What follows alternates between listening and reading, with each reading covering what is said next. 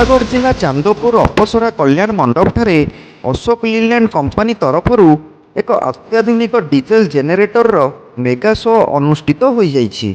ଏହାକୁ କମ୍ପାନୀର chief marketing manager ଉଦ୍ଘାଟନ କରିଥିଲେ।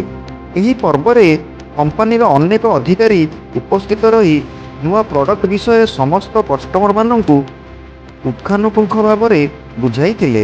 ଏହି ପର୍ବରେ ମଧ୍ୟ 200ରୁ ଉର୍ଦ୍ଧ୍ୱ ଲୋକ ଯୋଗ ଦେଇଥିଲେ ଓ ପାଙ୍ଗି ବ୍ଲକ ସାମ୍ବାଦିକ ସଂଘର ବରିଷ୍ଠ ସାମ୍ବାଦିକ ସରୋଜ ପାଇକରାୟଙ୍କ ନେତୃତ୍ୱରେ ସମସ୍ତ ନ୍ୟୁଜ୍ ରିପୋର୍ଟରମାନଙ୍କୁ ନିମନ୍ତ୍ରଣ କରାଯାଇଥିଲା।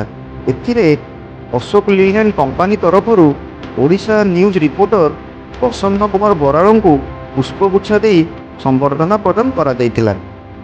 ପରିଶେଷରେ ଅଶୋକ ଲିଲ୍ୟାଣ୍ଡ କମ୍ପାନୀର ରାଜ୍ୟ ନିର୍ବାହୀ ଅଧିକାରୀ ସମସ୍ତଙ୍କୁ ଧନ୍ୟବାଦ ଅର୍ପଣ କରି ଯେଉଁମାନେ ଏହି ସୁବିଧା ସୁଯୋଗ ନେବା ପାଇଁ ଚାହୁଁଛନ୍ତି ଯଥାଶୀଘ୍ର ଅଶୋକ ଲିଲ୍ୟାଣ୍ଡ କମ୍ପାନୀର ମାର୍କେଟିଂ ମ୍ୟାନେଜରଙ୍କ ସହ ଯୋଗାଯୋଗ କରିବା ପାଇଁ ଅନୁରୋଧ ମଧ୍ୟ କରିଥିଲେ।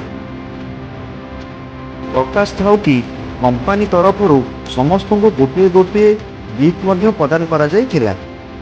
ନୟାଗଡ଼ରୁ ପ୍ରସନ୍ନ ବରାଳଙ୍କ ରିପୋର୍ଟ, ଓଡ଼ିଶା ନ୍ୟୁଜ୍।